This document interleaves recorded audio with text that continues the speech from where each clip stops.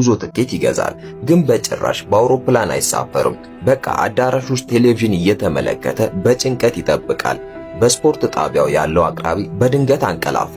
ስክሪኑ ተቀየረ። ሁሉም ተጫዋቾች ሜዳ ላይ ወደቁ። ከዚህ በላይ መቀመጥ አልቻለም። በጭንቀት ተናገረ። ከዚያም ወዲያውኑ ወጣ። ወደ መሳፈሪያው በር ሮጦ ሄደ። በዚያን ጊዜ በፍጥነት ወደ አንድ ጥበቃ ሰራተኛ ሄዶ በአንድ ቡጢ መታው። የጦር መሳሪያውን ወሰደ።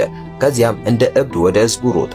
ተሳፋሪዎቹ አሸባሪ መስሏቸው በፍርሃት ጮሁ፣ ግን እሱ ማንንም አልጎዳም። እየሮጠ ሄደ። በዚህ ጊዜ የበረራ አስተናጋጇ ውጭ የሆነ ችግር እንዳለ አስተዋለች።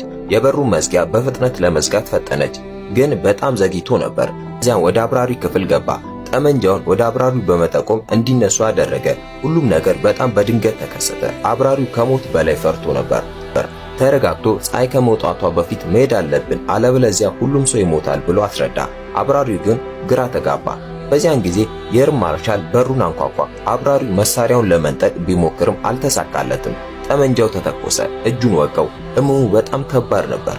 ሜጀሩ ቁስሉን ግድ አልሰጠውም። አሁንም ወዲያውኑ እንዲነሱ ጠየቀ። አብራሪው አሁን አንድ እጅ ብቻ ነው ያለው። ብቻውን አውሮፕላኑ ማብረር አይችልም ነበር። ወደ ካቢኑ ተመለሰ እና አውሮፕላን ማብረር የሚያውቅ ሰው ካለ ጠየቀ። ግን ሁሉም ሰው እብድ አድርጎ አየው። ለረጅም ጊዜ ማንም መልስ አልሰጠውም። ሰውየው ተስፋ ቆረጠ። ኬሊ የምትባል ሴት እጇን አነሳች። ሄሊኮፕተር ማብረር እንደምትችል ተናገረች። በፍጥነት ወደ አብራሪ ክፍል አመጣት። ብዙም ሳይቆይ አውሮፕላኑ መንቀሳቀስ ጀመረ። ረዳት አብራሪና ሰራተኞቹ ደነገጡ። ረዳት አብራሪው ሊያቆማቸው ቢሞክርም የሜጀሩ ጠመንጃ ያንን የማይቻል አደረገው። አብራሪው መነሳት እንደሚፈቀድለት ለማማከር ወደ ታወር ለመደወል ተገደደ፣ ግን ምላሽ አላገኘም። ከዚያም ጥይቱ ሬዲዮን ጎድቶታል ብሎ አሰበ።